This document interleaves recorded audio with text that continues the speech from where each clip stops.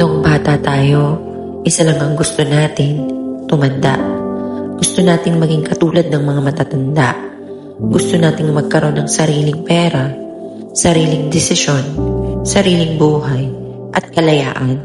Akala natin kapag tumanda na tayo, mas magiging masaya ang buhay. Mas magiging madali, mas magiging maganda. Pero walang nagsabi sa atin na habang tumatanda tayo, may mga bagay ding unti-unting nating nawawala. At yun ang pinakamalungkot na bahagi ng paglaki. Noong bata tayo, ang bagal ng oras, excited tayo sa susunod na birthday, sa bakasyon, sa Pasko, sa simpleng paglabas kasama ang pamilya. Pero ngayon, parang isang kisap mata lang ang isang taon. Parang kakasimula lang ng January, biglang December na naman, biglang mas marami na tayong responsibilidad, mas marami nang iniisip, at minsan, napapatanong tayo, saan napunta ang panahon? Pero hindi oras ang pinakamalungkot na nawawala, kundi ang mga taong kasama natin habang lumilipas ito. Noong bata tayo, akala natin ang mga magulang natin ay laging malakas, laging nandyan, laging handang tulungan tayo. Kapag may problema tayo, kapag kailangan natin ng gabay, akala natin hindi sila tatanda. Akala natin hindi sila magbabago.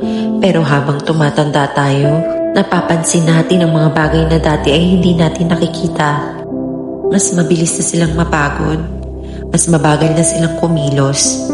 Mas marami na silang iniindang sakit. At doon natin nare-realize, hindi lang pala tayong tumatanda. Tumatanda rin sila. Isang araw, mapapansin mong hindi na sila kasing lakas ng dati. Yung kamay na humawak sa'yo nung bata ka, unti-unti na nanghihina. Yung boses na gumigising sa'yo tuwing umaga, unti-unti nang tumatanda. At doon mo mararamdaman ang isang bagay na hindi mo naramdaman noon. Takot. Takot na balang araw, maaaring wala na sila. May isang lalaki na sobrang abala sa buhay. May trabaho, may mga pangarap, may mga responsibilidad. At tulad ng marami sa atin, lagi niyang sinasabi sa sarili niya, bukas na lang. Kapag tumatawag ang nanay niya, minsan hindi niya sinasagot. Kapag nag-aaya itong dumaan siya sa bahay, lagi siyang may dahilan. Busy po ako, may meeting po, sa susunod na lang po. At sa isip niya, marami pa namang oras, marami pa namang bukas, marami pa silang pagkakataon para magkwentuhan, para magsalo sa pagkainan, para magkasama. Hanggang isang araw, habang nasa trabaho siya, isang tawag ang natanggap niya. Hindi ito galing sa nanay niya, kundi sa kapatid niya. At doon niya nalaman na sinugod na sa ospital ang kanyang nanay. Mabilis siyang pumunta. Habang nasa biyahe, isa lang ang laman ng isip niya. Sana naging mas available ako. Sana mas madalas akong dumalaw. Sana mas marami akong oras na binigay. Pagdating niya sa ospital, mahina na ang kanyang nanay.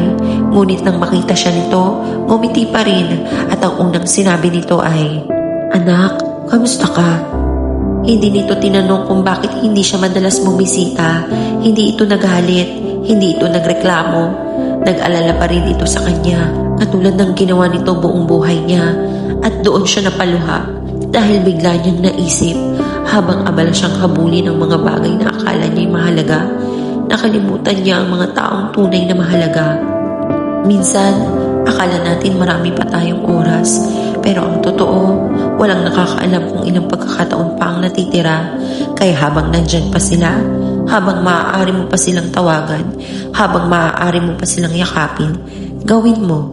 Dahil balang araw, ang mga sandaling ipinagpapaliban natin ngayon, maaaring iyon ang mga sandaling mamimiss natin ng gusto.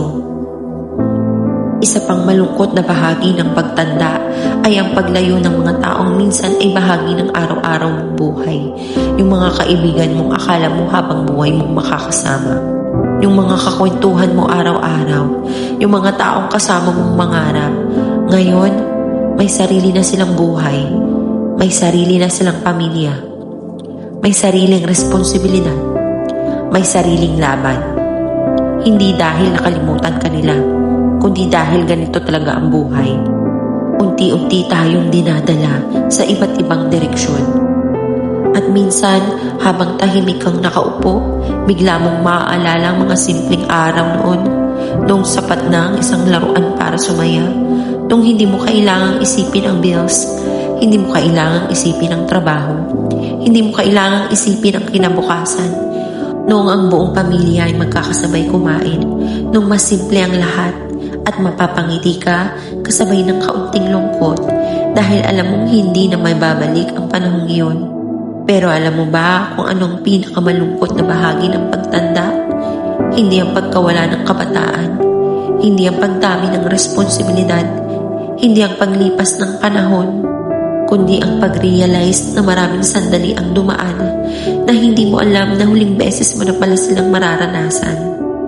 Yung huling pagkakataong binuhat ka ng tatay mo, yung huling pagkakataong hinatid ka ng nanay mo sa paaralan, yung huling pagkakataong naglaro kayong magkakapatid ng walang iniisip, yung huling pagkakataong kumpleto ang pamilya sa pagkainan. Hindi natin alam na huli na pala yun, kaya hindi natin ito napahalagahan ng sapat. Pero kung ito ang pinakamalungkot na bahagi ng pagtanda, may magandang balita pa rin. Hindi natin kayang pigilan ang paglipas ng panahon. Hindi natin maibabalik ang nakaraan.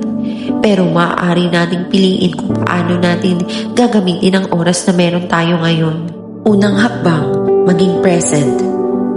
Kapag kasama mo ang pamilya mo, ibaba mo muna ang cellphone, makinig ka, makipagkwentuhan ka, tumawa ka kasama nila.